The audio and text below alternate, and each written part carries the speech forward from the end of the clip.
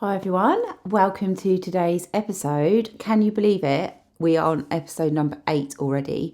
It's only been a few weeks since I pressed publish and went ahead with these podcasts, and I am really pleased I have, because I've had some great conversations so far, and I've got Faye, the What If coach, today, and we are going to delve into our human design charts and what is human design.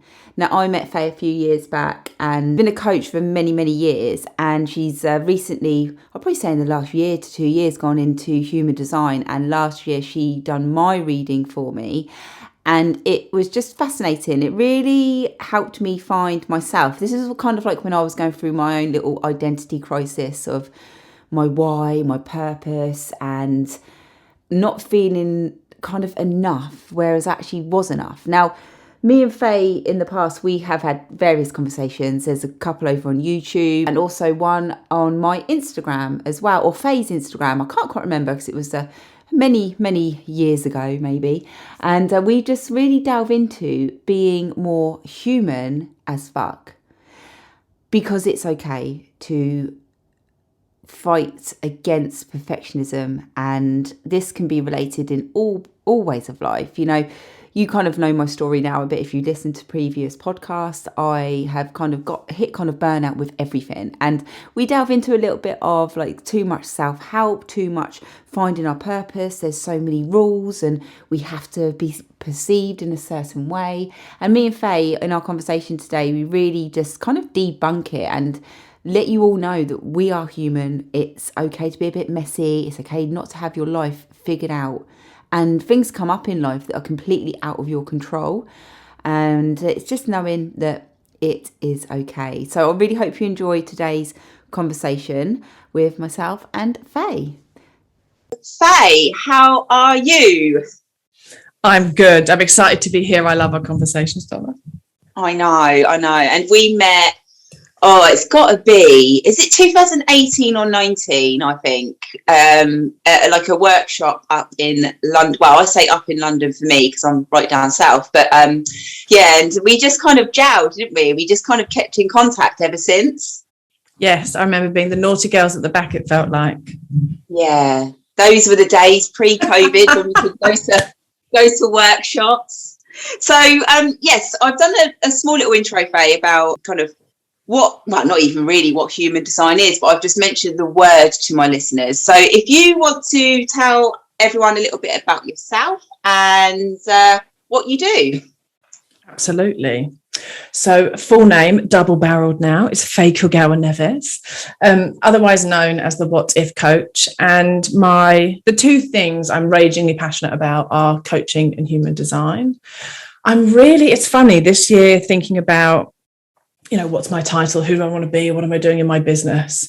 I'm really starting to pull away from all of these, like I do X and I solve Y. And I think what I really want to kind of be known for this year is being a human AF advocate. That's what I feel like. So that is definitely, hopefully, the space I'll be kind of stepping into and helping others with. And human AF being given permission to do this really complicated thing called life. And I don't know about you, Donna, I think I can say this is true. We've saturated ourselves in the self-help industry. I think it can actually have a reverse and negative effect, kind of, if you hang out too long in this space, but we can delve into that later. And yeah, I think me and you kind of reached self-help burnout at like the same point, didn't we? And we were just like... Absolutely. Yeah, and I don't know if many other people who are not running their own business, if they go down that route or not, because I've got some friends who don't really do much of self-help and don't look at the books and don't, listen to the podcast, listen to the books, and that, and then you got someone who's self-employed and like the type of personality we are, that we seek perfection, we want to be working hard, we want to seem to be doing, and we've done so much self-help, we just kind of burn out, really. We were like, I got to the point I was like, what is wrong with me? Like, am I not normal? I know. And I think, and you know what, and I think this is even you saying that and kind of hearing it back, and I know we've had this conversation in many other places, says to me there is something in that. And I think there are people who are not experiencing it, but I think there are also lots of people I'm surrounded by. You know, we are in a somewhat of an echo chamber of coaches. And I think there's something in it. And human design is something I got into a couple of years ago, maybe.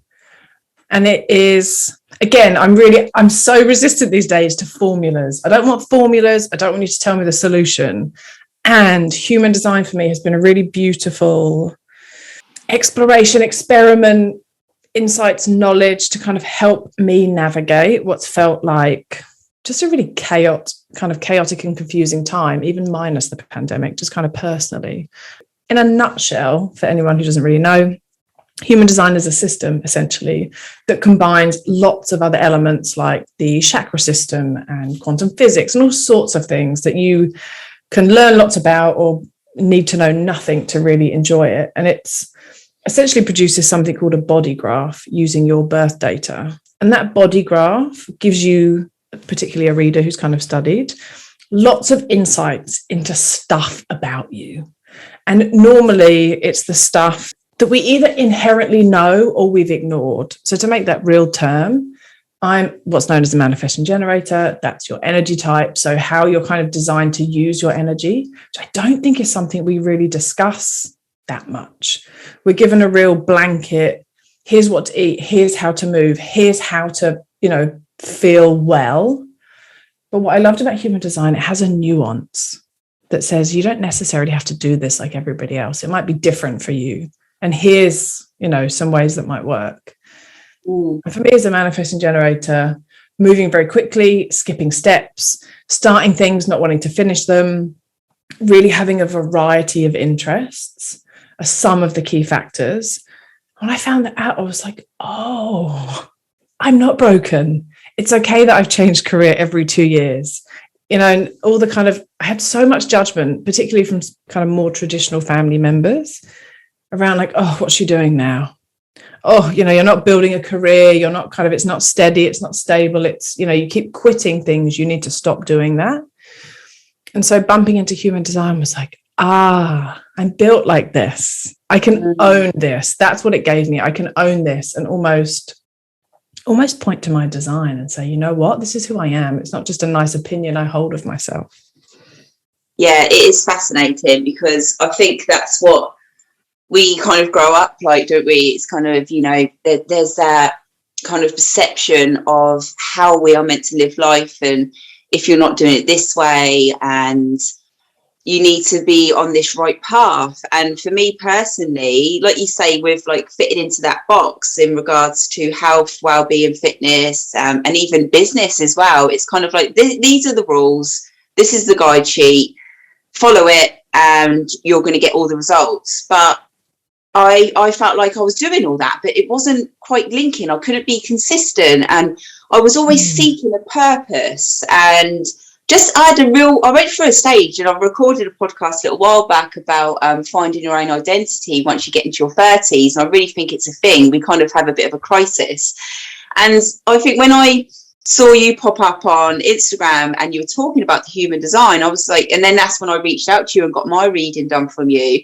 And it just calmed me down, because I thought, actually, I'm not built to be in this way to fit in those boxes. It's okay to be a little bit messy and not to have one purpose, not to have one niche. And it really helped me mentally with that understanding.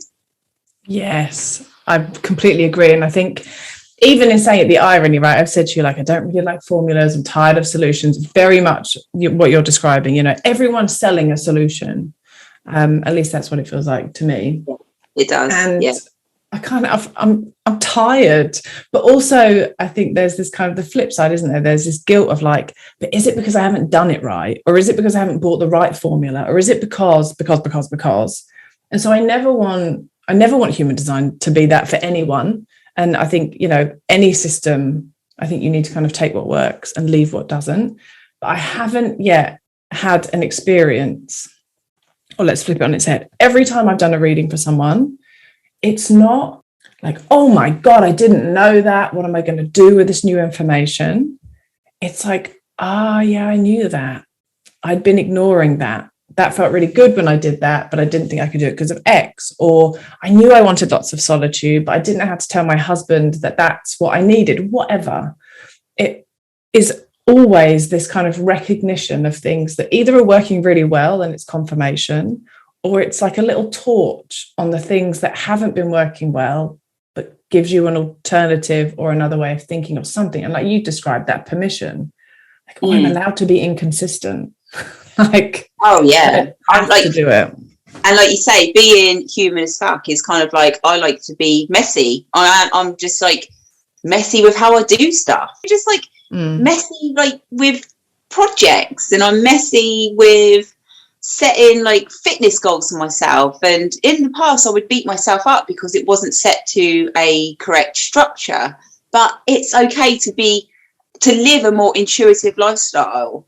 And like I say, it all varies on everyone's different human design, because there are, I don't know how you would say it, but there's types out there who are the complete opposite to me. So tell everyone about the different types of like human design brackets or types there are out there. Yes. And actually, before I do, even in listening to what you're saying, the fascinating thing is almost mind-boggling, right? I can't tell you how many hours watching videos, studying, reading. There is so much to human design. And once you realize how much there is, it's quite overwhelming. And you can keep it really simple too. But I think there is, not only are there, there's, 5 energy types and 7 different authorities and all these different things, they all combine with one another. And I think that's what was really unique for me. Instead of going for the Myers-Briggs test and you come out as a color and it means this, there are so many layers to human design that, yes, you might, be a manifesting generator and generally move very fast and skip things and start things and whatever you may do in that respect. But you also might have another part of your chart, like mine, for example, which is being the investigator. And I really like to learn deeply and kind of go all in. And so those two things really bump up against each other for me, because I just want to get going, but I also want to know all the things. And so understanding almost the elements that conflict in your chart are just as useful. So that's just kind of a tidbit before speaking about the energy types. But the energy types, there are 5. And actually, even if you learned this and nothing else as a starting point, I think it's really useful. So we have our manifestors. They move very quickly. They're the ones who start things. They're kind of described as very fiery. They work in bursts. They also need lots of rest. And so, if you wanted to give it some corporate language, they'd be the ones to start the project. They'd be the ones with the ideas. And they really pull people along. They really start things for others to get involved in. And they tend to be very independent, very self-contained. They kind of charge through life. And again, understanding that about someone else can actually take the sting out of how personally we take other people's personality to be. Yes. People, they're so rude. They're, they kind of work by themselves, or they really like their own space. Great. Or we just assume other people are like us. So again, a whistle-stop tour of our manifestors. There's also our generators, who really are, they're known for having energy. They're known for really being able to go the distance.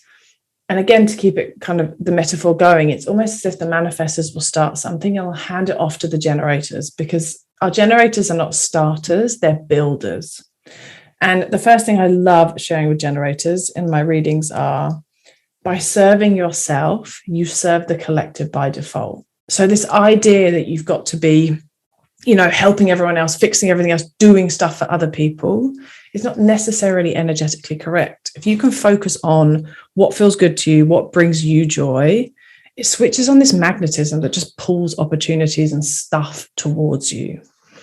And so, again, so a people pleaser would come in on that, because I very much am a people pleaser, and until you read my human design graph, it was like I knew I was out there doing a job serving people, but I would do it to the next level, where I'd put everyone else in front of me, and then I would go home and worry about these people and then just reach complete burnout, because I was just so worried about everyone else and just took no thought about myself. It sounds, and again, obviously we've had lots of conversations about this. This is familiar ground for us for sure, but there is not only are there, you know, kind of certain character traits or propensities that you might have because of your energy type, each of those has a more natural shadow that you'll fall into. And for our generators, because, you know, they're often the ones in the office where you're like, oh, give it to Faye, she'll get the job done. You know, she always sees things through, like she'll never quit. She'll really, you know, she'll do the job, she'll do it well. And so often our generators are the ones, or can be, if they don't understand that about themselves, they fall into people pleasing, or other people really see that gift in them and use it. And it doesn't have to be good or bad, but unless you understand that, you know, just because you have the capacity to survive, to finish that job that no one else wants to do, doesn't mean that you have to do it. And so for different reasons with all of the energy types, it's almost learning where you're likely to trip yourself up, and then starting to communicate, ask for what you need, set boundaries. That's where it might be. I love the B word, the boundaries word. It's very fashionable now, isn't it? Let's talk boundaries. Yeah, and we have to do that, don't we? I mean, you know, it's otherwise, like I say, you just end up completely burning yourself out, and then you can't help anyone. It's true. So our manifesting generators, which are basically a kind of, well, exactly what it says on the tin, they're a combination of the manifestor and the generator. And what differs for our manifesting generators is kind of the speed and the variety, you know, the wanting your fingers in all of the pies, starting things and actually maybe realizing this isn't for me, and changing and moving with kind of speed. Our generators might move. I always describe them like freight trains. Like once they find something they love and they're really committed, they will just go and go. And so they're kind of our builders, where our manifesting generators almost give people permission to be themselves, you know, to start something and not see it through if it doesn't light you up anymore. And it's really, it's giving people permission to be themselves. But also, again, one of the biggest things I loved about finding out I was a manifesting generator is really living in contrast and kind of polar opposites. And again, combined with other parts of my chart, particularly I can hold really contrary opinions about something and agree with them both, which is actually really hard. Sometimes I want to land on one side of the fence. But yes, our manifesting generators are kind of, again, known as being energizer bunnies, moving very quickly. But often, again, the flip side of that is it's not revered in society to, maybe more so now, but to kind of hop around and change your mind and quit things and start something else. Because what looks from the outside that you keep starting and stopping, you're really just building experience and adding things onto each other. But it doesn't always look like that from the outside. So when you done my reading, I was taking notes for my behalf. And then you said about the relationships, and it's understanding that if you're in a relationship, whether it be friends, family, partner, there are different types and you can clash. And then when you understand like someone else who you kind of live with, their chart, you can know that it's okay, like you say, if they want to be isolated or how they work around the house. I just found that quite interesting. I think that's probably helped my personal relationships as well. Yes. And this is what it's so funny. I was only today looking over my own chart and kind of all the different bits that I've studied to really remind myself of all the different facets of human design. There's so much. And I'd almost say, like, pick bits of it that you care about and run with those until you're interested to know more. And what you're talking about is definition. And so this is what we really need in our relationships, in our kind of activities, in our environment to really thrive. And the two that I read for the most, and I think statistically are the most common, are single definition and split definition. And single definition is needing lots of solitude. So again, that kind of really taking time by yourself, really needing to be in your own energy. And when you've had enough of that, then being out with people, or, you know, spending time with your partner or being with friends. Of course, life is sweeter with others, but the balance is getting enough of that solitude first, then you feel really good to spend time with others. And I think these can be often the most misunderstood by people. What the kind of joke when I was studying human design was, these are often our ghosters, because if they're not getting enough of their own solitude, or they don't know how to ask for it or even know that they need it, they tend to not reply, kind of not get involved, not communicate, and pull themselves away to get that solitude. And so for the people I've read, it's all partners where people have been interested in. It's like, oh my God, like I knew this, but I didn't know how to say it. And I've known people who've moved in together and one was like, I really love you, but I need to move out. Like I don't need to live with you to be in a relationship with you. Yeah. And that's not considered, quote unquote, normal. If you feel much better, you live better when you get enough of that solitude and you can ask for it. What my dream is that people come home from a reading and say, hey, I had this human design reading thing. Like, I don't know if you know anything about it. You might find it a bit weird, but I've really learned I need solitude. Like now I can express that and ask that in our relationship, whatever type it may be. Yeah, and I think that massively helps. Like, I love going for like my walks on my own, and then some people will be like, "Oh, did your other half ever go with you?" I'm like, "No," like because he actually come up as a hermit, and in the reading, and he needs that time. So it's often on a weekend we don't actually spend that much time together because I know he's been at work all week. Like it's different for me because I work at home, but he's been out all week. It's Saturday, he will happily sit on the sofa, do what he needs to do.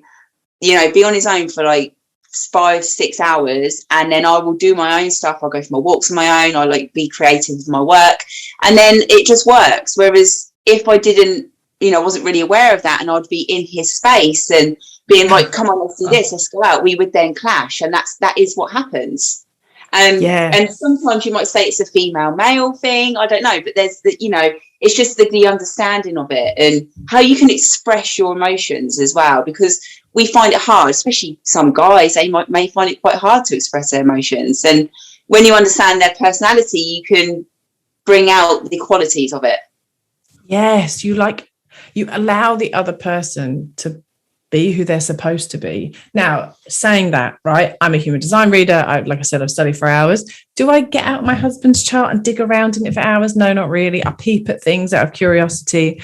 But I do think there is, and for anyone, whatever it is, it can be human design for you. I'm really mindful to be evangelical about anything because I think, some people love some things, some people love different, whatever, do what feels good for you.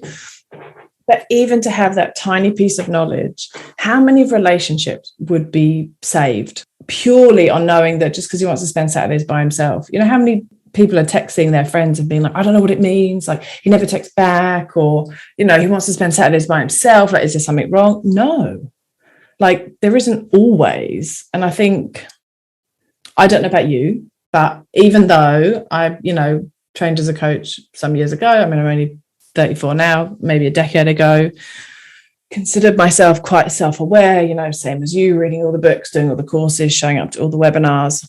I still wasn't that good at knowing what I needed or asking for it. Yeah. I was like confident, kind of bubbly, quite loud. Certain things would have said, oh, she's a communicator. But saying to someone, you've really hurt me because of X, or actually I'm not comfortable with you doing Y, was only a few years ago and was definitely enhanced by stumbling across human design for sure.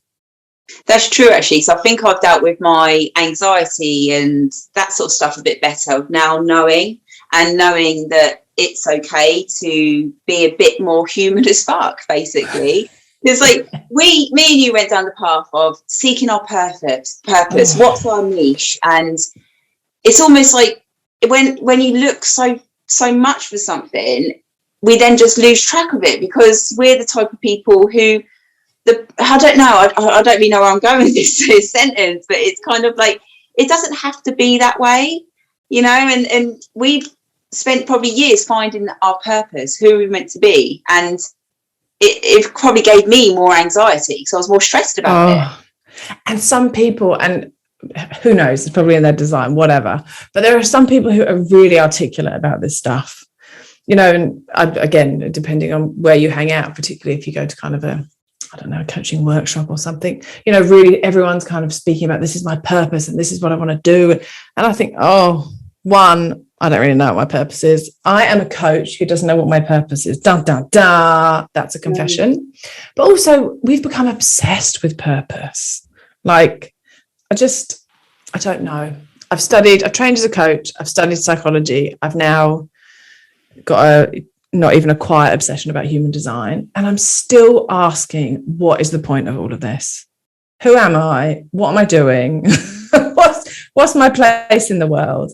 And yet all of those things have made it easier. But I fell into the trap of, and I felt like I was the only one in this trap, and I don't know if maybe we're not alone, that we are kind of always questioning a bit, and we are always kind of seeking a bit, and maybe there is no answer.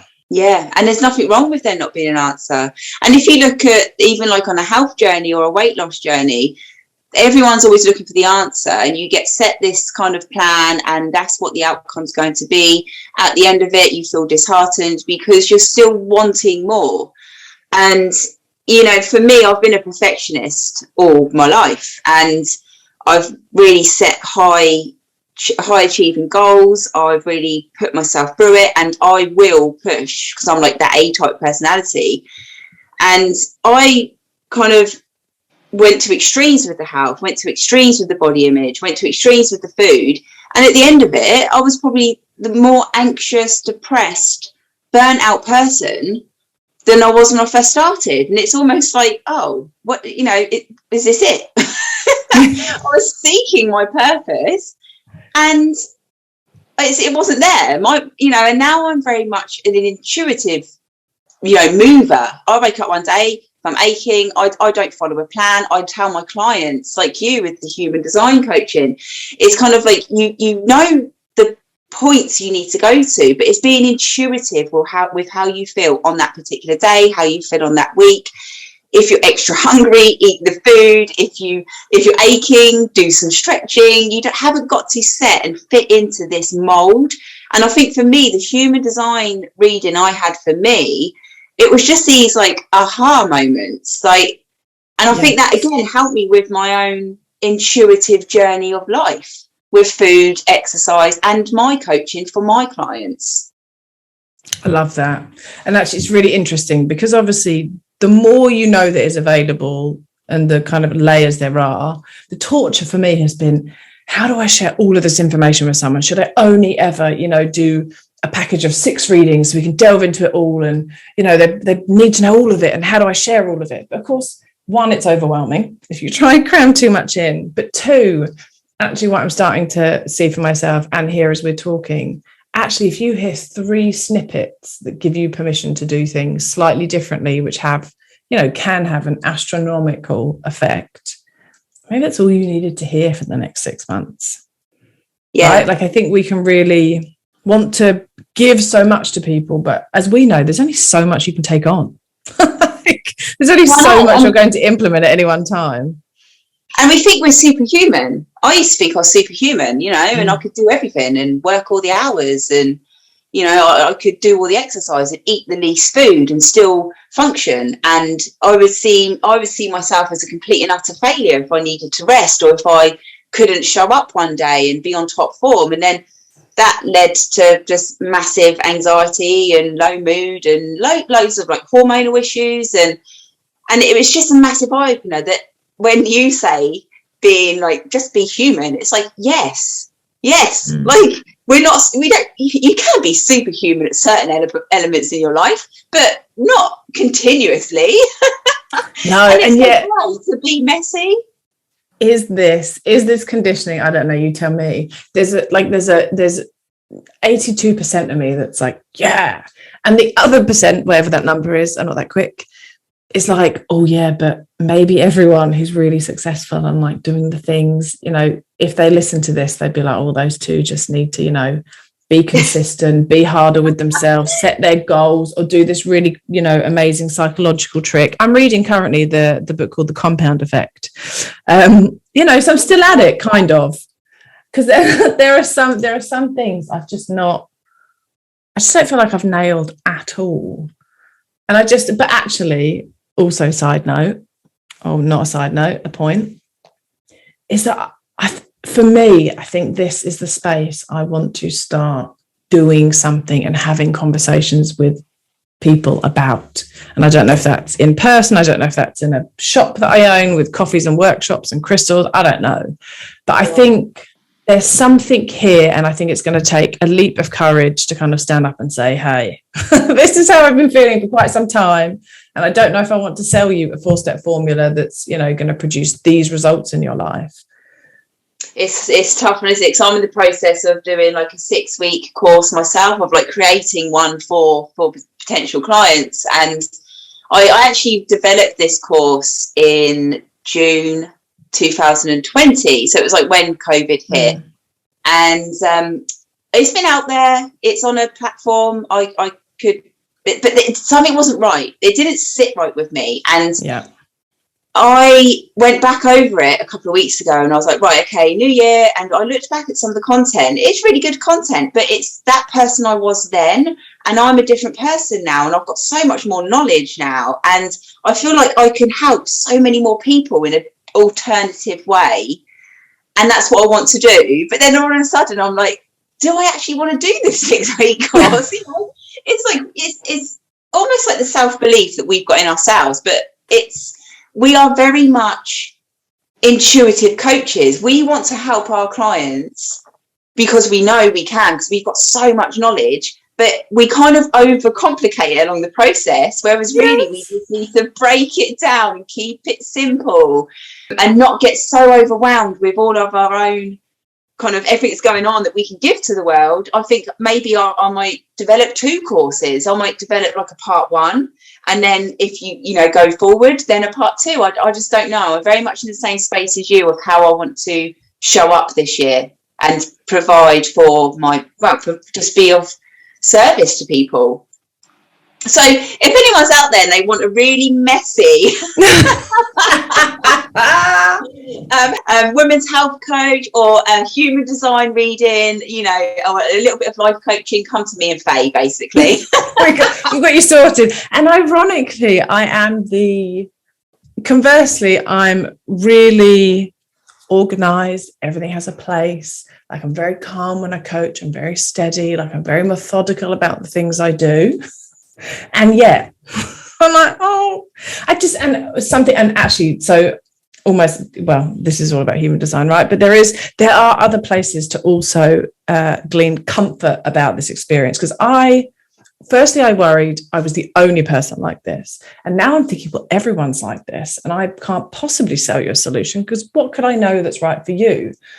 And yet there are 2 energy centers in the human design chart, the ajna and the head. They're at the top, and if these are open, this is the struggle. Being desperate to find the answer, being really focused on there being a solution, feeling really inspirationless, and then getting too much inspiration that you don't know what to do with it, and many other things. But actually, even sometimes, even as we're talking, I'm like, Faye, this could just be those open centers where you really need to get grounded. And if this is something other people, 70% of the population are open here, which means they don't necessarily have a firm opinion about something. They need to access inspiration from other people. It isn't necessarily something that's consistent within them. So actually looking outwards can be really healthy for inspiration, i.e. listening to a podcast, perfect example. And that you're not meant to be an expert, and you're not meant to be the go-to. You have this gift of this openness, and like what we're talking about, soaking up all these different areas of knowledge and seeing the broader picture, rather than really being niched or expert kind of down into one really particular piece of it. And so even knowing that, sometimes with this grapple, I'm like, okay, you have these centers open. This is the propensity and kind of, if you want, the suffering of these 2 goddamn centers.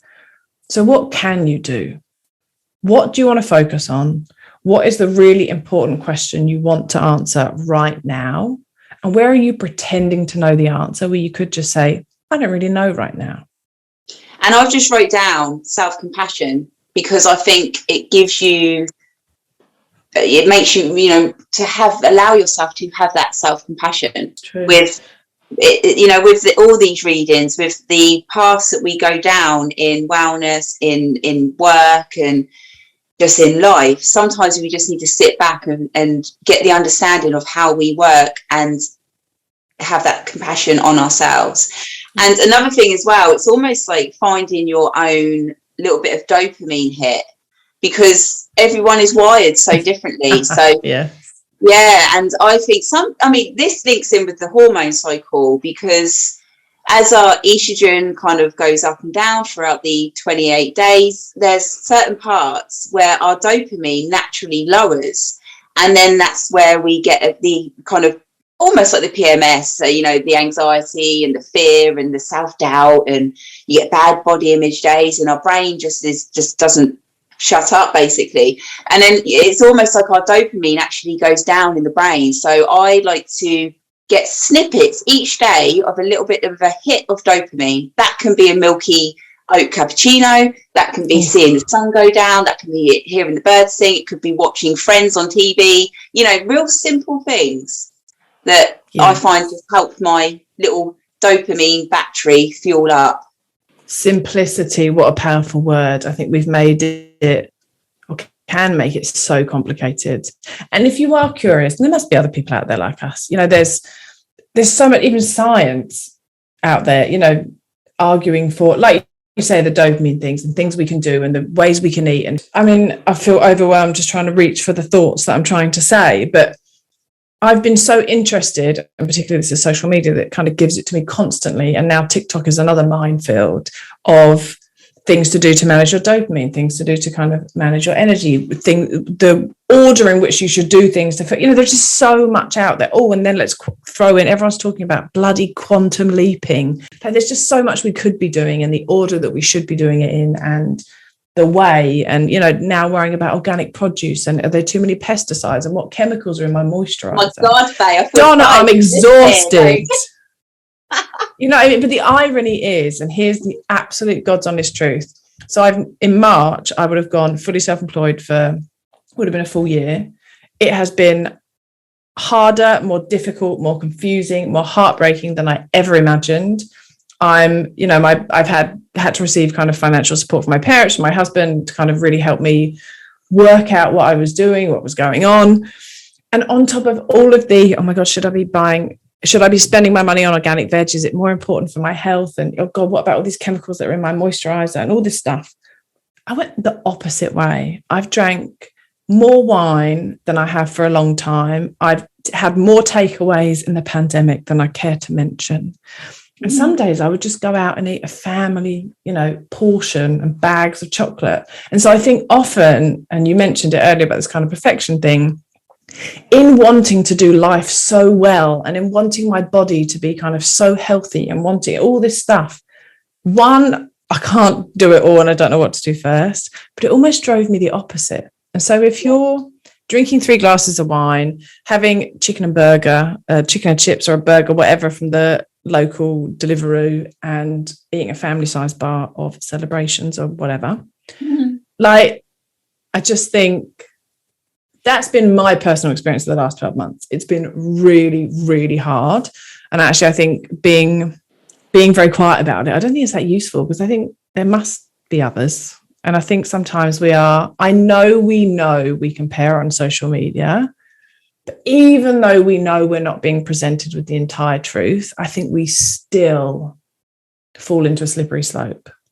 Yeah. And I deleted TikTok the other day. I downloaded it because everyone kept sending me cat videos, and and then you can just go into it, watch cat video, close it. And then I was like, oh, all of a sudden I started scrolling, and then I noticed that there were 5 subjects that would come up continuously on my feed, continuously. And I was swiping, and I was like, I'm just seeing the 5 things on repeat, like subjects. And I was just like, I deleted it. And I think I'm a bit more productive in the morning, because that would be my time just to aimlessly scroll, which was just silly.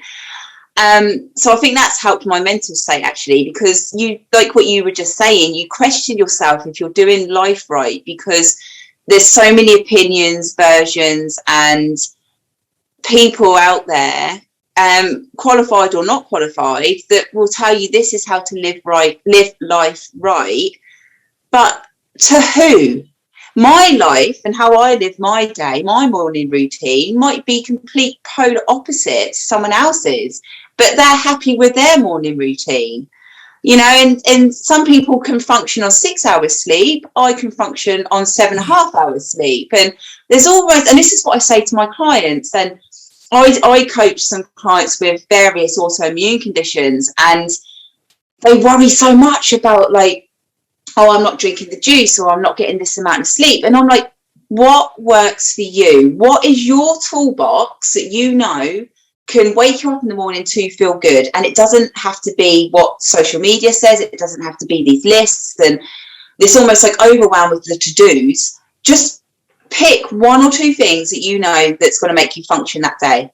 Have a shower, grab a cup of tea, 5 minutes peace in the morning before the kids get up, you know, and then in the evening, just maybe look at your sleep pattern, and whether if it's 6 hours, whether it's 7.5 hours or 9 hours, just be consistent with the time. And it doesn't matter if you're waking up at 4 a.m, because that's just how your body's working at this current moment of your life. 5 years time, when you've healed, you've recovered, you've found your own way, it might change. You might be getting more sleep. Your routine in the morning will probably change. And yeah, it's okay to be human. We keep coming back to this. Is this a golden secret? Does everyone else know? Do we need billboards? Yeah. I mean, I don't know if yeah, I'd love to hear back from anyone listening to this. If you got this far into this conversation of us doing that job. And just like let me or Faye know if you can resonate with this. If you're listening to this and you're going, yes, I get it. Please let us know so we know we're not alone. Let's start a club.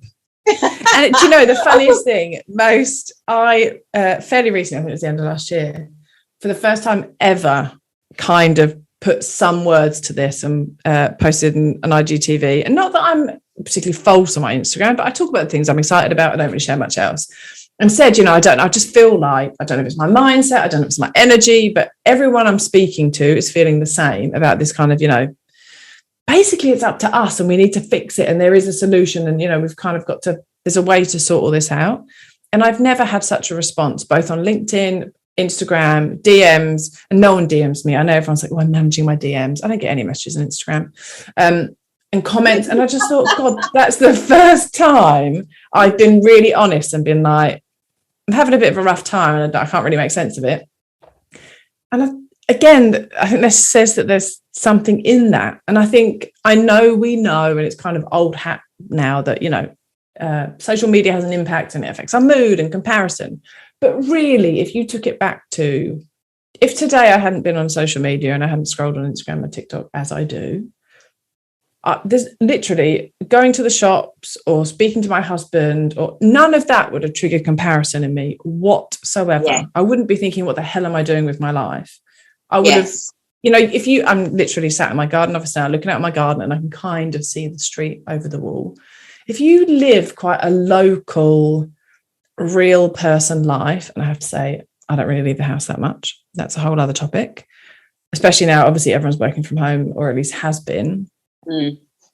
That experience tends to be much less like, oh my God, what am I doing? Who am I?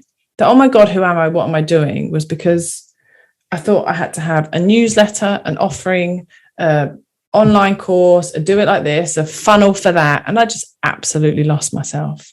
Yes.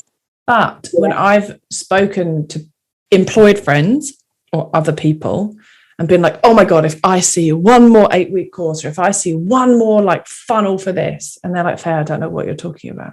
What are you talking about? Like, oh. So again, the echo chamber that is Instagram, the things that we are tired of seeing, not everyone's seeing. But also, note to self, that's an opportunity. All those people who don't know anything about human design and would love to do a 6-week group course to indulge in it, why not?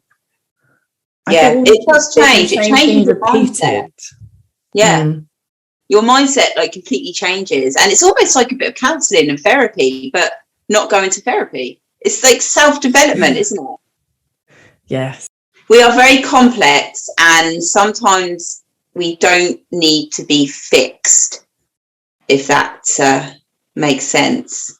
But also, Faye, you have recently become a mum to a puppy. Oh my God. How old is he now? He must be creeping up on 7 months, and I'm absolutely obsessed. How's the sleep been?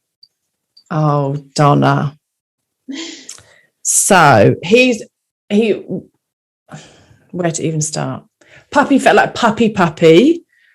Everyone says it's hard. You don't believe it's as hard as it is. And then you have a puppy, and holy Christ, it absolutely consumed me. And being self-employed and working from home, I just couldn't leave.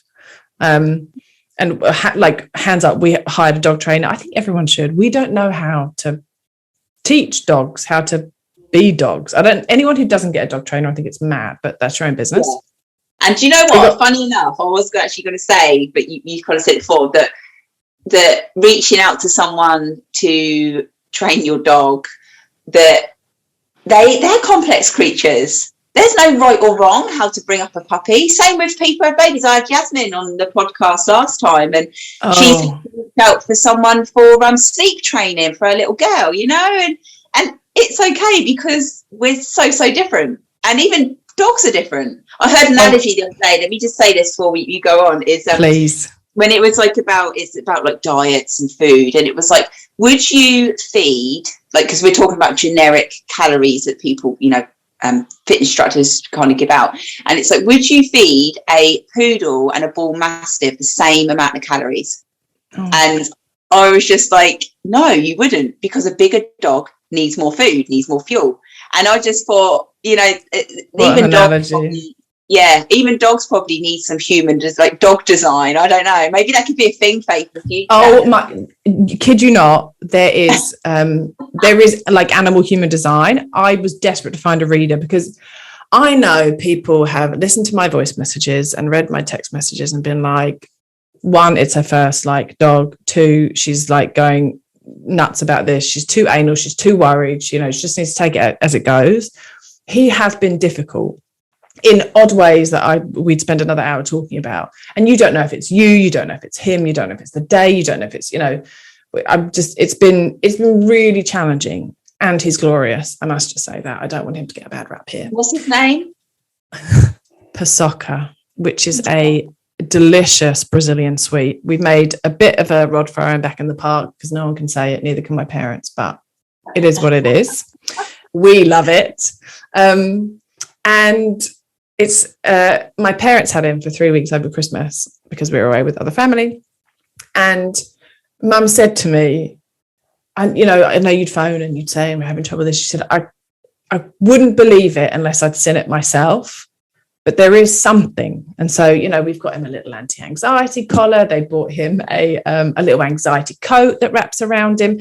Oh. And it takes real courage, and I'm still to find more of it, to really, because I think, oh God, what people are going to think about me, you know, because there's this whole thing around, I haven't done it and I don't really know how to do it, but, you know, your dog's interacting with other dogs, and basically the humans with the dogs want to be liked, and we don't want to offend each other. But them just mauling each other and tearing around in the park and jumping and biting isn't okay. But because the humans holding the dogs don't want to be like, no, actually, we don't want to interact with you. My dog doesn't do that. It must be like having kids. It has been a snippet into the world of being a parent. I can only imagine. Again, TikToks, YouTubes, advice, trainers on how to kind of raise your dog. And again, that's been a huge thing for me, watching TikToks about dog training. Yeah. There's so many things you should be doing. But also for me and for him, I want him to be trained, to enjoy, so he can be off the lead in the park, so that when people come to my house, they're not like, oh my God, it's that dog that like jumps and bites you. Like, you know what I mean? Bless him. But I will, and I must say this. The other night, I was like, okay, I'm starting to spend longer in the office. You know, I'm starting to kind of, although I'm not out of the house, he's being left on his own in the lounge. There's this thing called enrichment in the dog world. And it's like entertaining them and, you know, using their mind and their brains, but you can also nourish them at the same time. I said, my husband and I, right, we need to rein in the finances. You know, it's been a bit tight. We need to kind of take responsibility for ourselves. He came home, I was like, I've spent £85, but it's for enrichment toys and they're really important. And yesterday I was blending kibble with gravy, freezing pumpkin puree things. But the joy that I found from that, I'm sure other people would look on a judge and think you're bonkers, just put his kibble in a bowl and mind your own business. I've seen some traits come out in me that I didn't know I had and that I don't particularly like. He's taught me that you can't really control everything. But is that on your human design reading? Is there some like inner? I don't know. Because actually, on mine, I've got my notes in front of me. I've put a little thing saying how I've just like wrote this down. I don't know what context it's in. It says anger versus peace. And your signature. Yes, so there's like emotions, like irregular emotions on it and my reading, which is just like, oh, I don't know where that's come from. So anyway, Faye, so with your human design stuff, yes, do you go into like corporate companies with this, or is it mainly like one-on-one or group coaching with just general public? So far it's been one-to-one readings online, which I've absolutely loved, and now I feel this real like burning desire I'd love to work with small teams, or corporate don't have to be small, but at least small groups at a time, for them to, one, understand it about themselves, but two, understand it about each other. Like, yeah, because I think that'd be fascinating in an office doing like corporate human design. Oh, love it. Love it, love it, love it. Anyone listening, curious about it, please talk to me. It's one of ththese things, isn't it? It's just, well, it's people finding out, it's people knowing about it, it's people kind of having enough of an understanding to be curious about it, because I think it would just serve so many people, particularly in terms of how we make decisions, because people will be going into meetings, boardrooms, Zoom meetings, and really struggling with one another because they communicate differently, they make decisions differently, and they're just basically becoming annoyed and frustrated at each other, when really if they understood this about each other, they'd know how to create space for it. Yeah, I think that'd be really important. But, I've just got into like corporate wellbeing and doing like anxiety, kind of little sort of breath work sessions, and also like chair yoga and stretching at your desk and posture work. And there's, it's only been a small uptake at the moment, but I think the understanding of how your team work in regards to personality traits would be so useful. So, and especially now online, right? I mean, some people are working together very closely and haven't even met. Yeah, it's like a real reality. God, it's going to be tough new world we're going into. And also I want to ask you the question as well about if there's like, which you could link this in together actually, if there's one healthy habit or refreshing habit that people can take forward from our chat and maybe implement in their day or their week from our conversation. Good questions. Anything I've said about human design, only if you're curious, if you feel a pull of any description, go digging in it and see what you can find. And that can obviously be a reading with me, great plug. But also, if you want to start on the internet, there's things on Instagram, people share all sorts of things. You can go to mybodygraph.com completely for free, enter in your information, and you can start there. It is,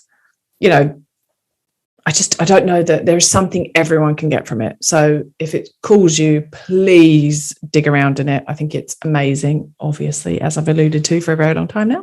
Wow. And in terms of habits, I was thinking about this before and I was like, what are they, is it going for a walk? Is it whatever it is? There's so many things, isn't there, that I think are really good for us. It can be really simple.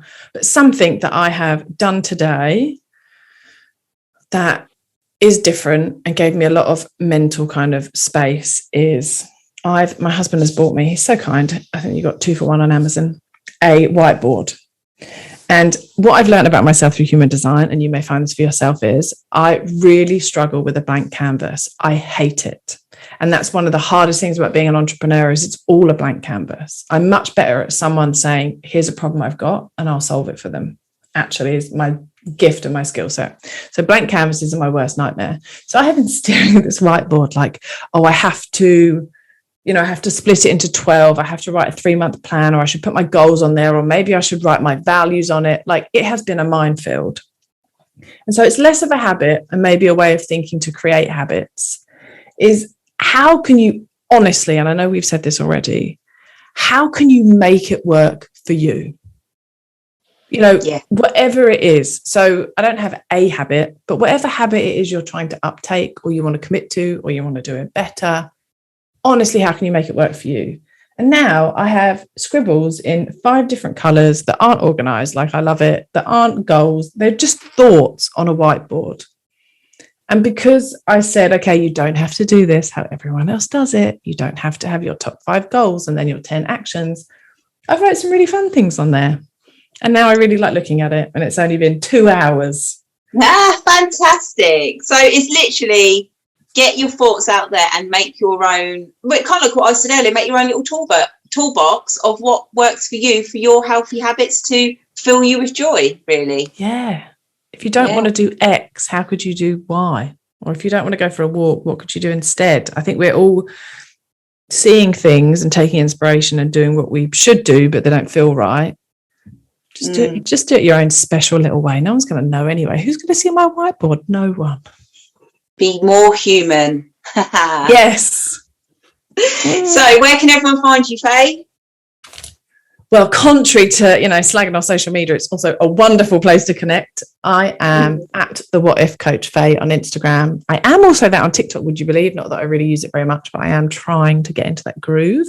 And my website is whatifcoachfaye.com. And obviously, I'll put everything down in the show notes, all the links. And if you want to put your LinkedIn one down there as well, because like I say, it could be quite a nice little avenue to go down. Like for myself as well, I think there's definitely people out there who would really benefit from our wisdom, our unorganized, messy, makes a lot of sense wisdom. I agree. Thank you so much, Faye. And anyone, any questions, just reach out to me or Faye, and we will be happy to answer. Thank you for listening. See you later.